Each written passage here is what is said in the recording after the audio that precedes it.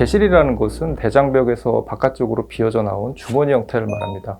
어떤 이유에서건 대장 내 압력이 증가하게 되면 장벽이 약한 부위에서는 대장점막이 바깥쪽으로 밀리면서 볼록하게 작은 주머니가 생길 수가 있는데, 우측대장이나 좌측대장 어느 쪽에서건 발생할 수 있고, 딱 한 개만 있는 단일 개실부터 수십 개 이상의 다발성 개실까지 개인에 따라 다양한 개수로 나타나게 됩니다. 개실 존재 자체는 개실증이라고 표현하고, 개실염은 말 그대로 이 개실에 발생한 염증을 의미합니다.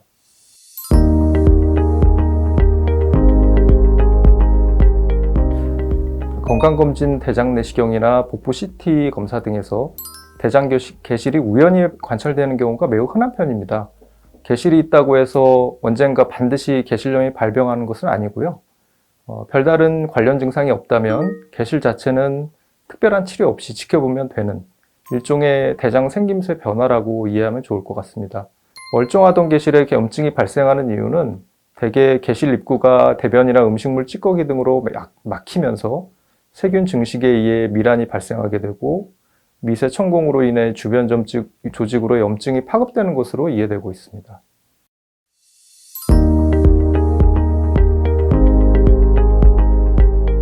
개실염이 발병하였을 때 공통적인 증상은 복통이라고 할 수 있습니다. 우측대장에 개실염이 나타나면 우측복통으로 나타날 것이고, 좌측대장 개실염이면 좌측복통으로 증상이 발현할 것입니다. 복통 외에는 통증 부위를 손으로 눌렀을 때 통증이 더 심해지는 압통이라는 것이 있을 수 있고, 그 외에 발열이나 설사, 변비, 구역감, 드물게 혈변 등이 동반되는 경우도 있습니다.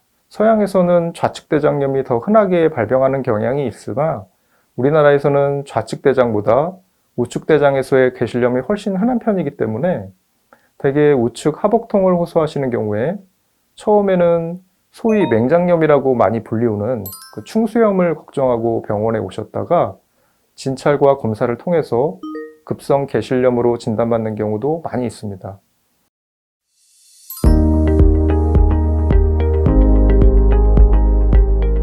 대표적인 것이 개실염증 주변에 발생하는 농양이 있는데요.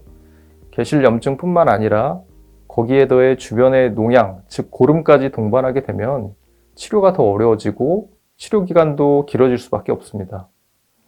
또 다른 합병증으로는 염증이 생긴 대장벽에 구멍이 뚫리는, 즉 천공이 발생할 수 있겠는데요.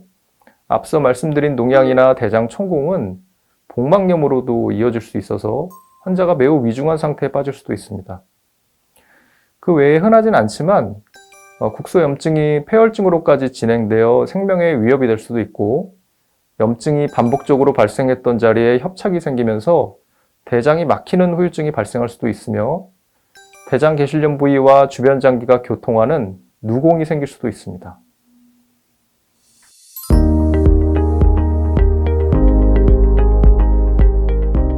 개실염의 치료에는 크게 세 가지 카테고리가 있습니다. 우선 금식을 통해 장이 휴식을 할 수 있도록 해주는 것, 그리고 충분한 수액 공급, 마지막으로 항생제 투약입니다. 경미한 정도의 개실염이라면 굳이 입원이나 금식까지는 하지 않고 위장에 부담이 적은 음식을 드시면서 경구 항생제와 진통제를 복용하며 경과를 지켜볼 수 있습니다. 하지만 심한 복통으로 인해 정상적인 일상생활이 어렵거나 고열이 동반된 경우, 또는 면역이 억제된 환자의 경우에는 입원을 해서 금식을 하고 수액 공급과 정맥 항생제 치료를 수일간 받는 것이 필요할 수도 있습니다.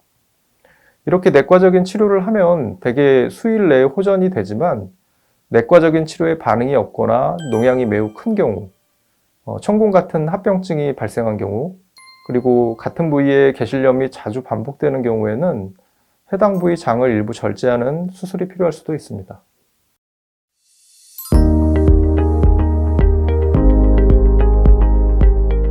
대장 개실증 및 개실염이 생기는 이유는 선천적인 요인도 있지만 바람직하지 않은 생활 습관에 의한 2차적 요인도 큰 비중을 차지합니다. 비만하거나 운동 부족, 흡연 등은 개실염 발병 위험을 높이기 때문에 평소에 체중 조절에 유의하시고 운동을 꾸준히 하시면서 반드시 금연하는 것이 좋겠습니다.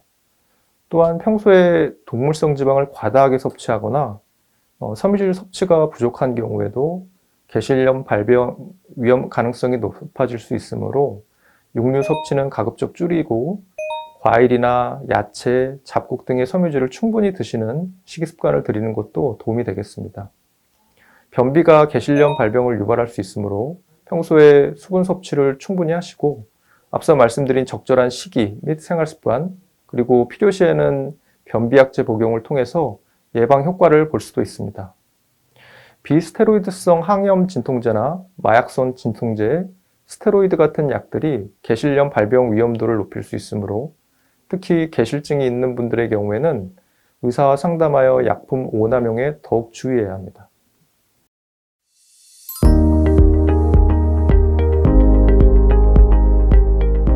개실염은 염증성 장질환이나 대장암 등과 유사한 증상을 보일 수 있습니다. 개실염은 환자가 호소하는 증상과 의사의 진찰 소견, 그리고 기본 혈액검사, 복부 CT 등을 종합해서 진단하게 되는데요. 하지만 이러한 진단 방법으로 대장 내부의 상황까지 정확하게 파악할 수는 없기 때문에 최근에 대장 내시경 검사를 받은 적이 없는 분이라면 개실염 치료 후 통상 1, 2개월 뒤에 대장 내시경 검사를 통해서 개실 외에 다른 질환이 없는지 확인하는 것이 필요합니다.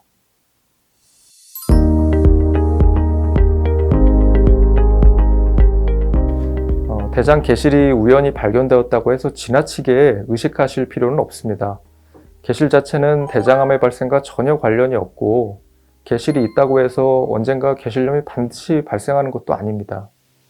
설령 개실염이 발병한다고 하더라도 개실염은 비교적 흔한 질병이고 적절한 약물 치료를 받으면 별다른 합병증 없이 완쾌되는 경우가 대부분이므로 과대한 걱정을 하실 필요는 없습니다. 단 개실염증을 방치할 경우 이로 인한 합병증으로 인해 자칫 위중한 상태로 진행할 수 있으므로 하복부 통증이 지속될 경우에는 참지 말고 가능한 이른 시기에 병원 진료를 통해서 개실염 여부를 확인받은 후에 적절한 치료를 받는 것이 좋겠습니다.